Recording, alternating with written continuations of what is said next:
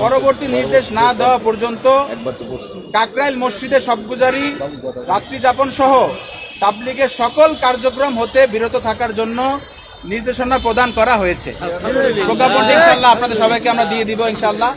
আমরা চাই দেশে আর কোনো অরাজক পরিস্থিতি তৈরি না হোক। 1 ডিসেম্বর 2018-তে সাতপন্থীরা টঙ্গী ময়দানে যে নির্মম হামলা চালিয়েছে এবং 17 ডিসেম্বর 2024 যেটার পুনরাবৃত্তি করেছে, তখনও প্রশাসনের পক্ষ থেকে প্রজ্ঞাপন ছিল, স্পষ্ট বলা হয়েছে 4 ফেব্রুয়ারি 2025 বেলা 3টায় আপনার যে ইজতেমার যে কমিটি থাকবে, বিভাগীয় কমিশনার ঢাকার সমন্বয়ে গঠিত, ওনাদের মাধ্যমে মাঠ তাদেরকে হস্তান্তর করা হবে।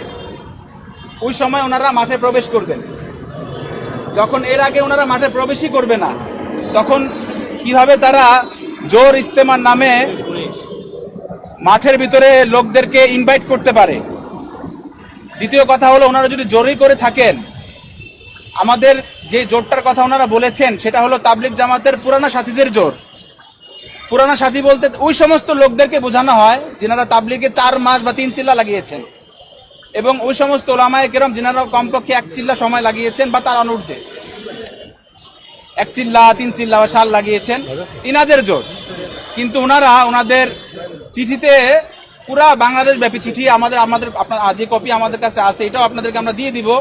চিঠিতে উল্লেখ করেছেন সমস্ত লোক যারা 1 চিল্লা দিয়েছেন, 3 দিন দিয়েছেন, অথবা তাবলিগের কাজে কোনো না কোনোভাবে জড়িত সাতপন্থী সব সাথী যেন ময়দানে চলে আসে।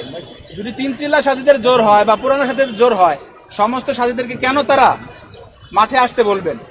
দ্বিতীয় বিষয় হলো, এই যে সরকারের এক সিদ্ধান্তকে তারা অমান্য করলেন, বৃদ্ধাঙ্গুলি দেখালেন, এইরকম এর পুনরাবৃত্তি যে আর কখনো না ঘটে, সাংবাদিক ভাইদের মাধ্যমে প্রশাসনের ভাইদের নিকট বলবো, অবশ্যই যেন আপনারা এই বিষয়টা তদন্ত করেন এবং এর উপযুক্ত ব্যবস্থা গ্রহণ করেন।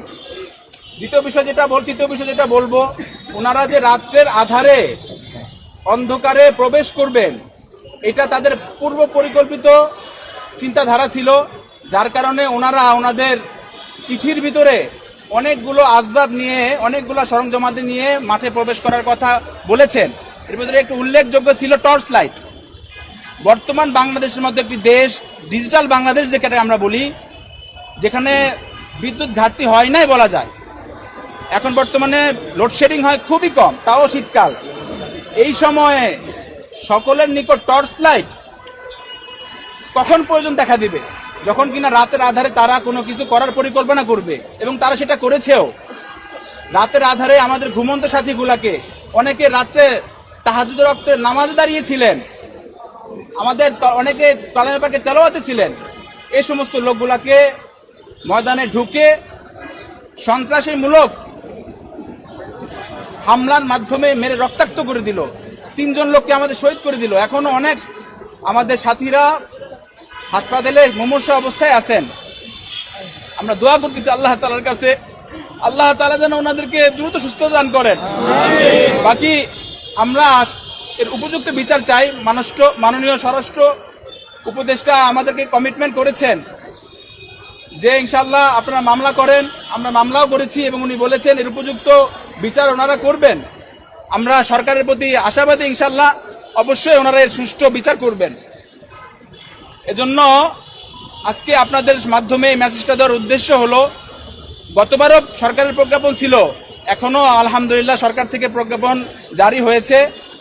আশা করি ওনারা আর প্রশাসনের সিদ্ধান্তকে অমান্য করবে না, আর প্রশাসনের সিদ্ধান্তকে বৃদ্ধাঙ্গুলি দেখাবে না, আর এই তাবলিগের মেহনতকে, দাওয়াতের মেহনতকে আর প্রশ্নবিদ্ধ করবেন না।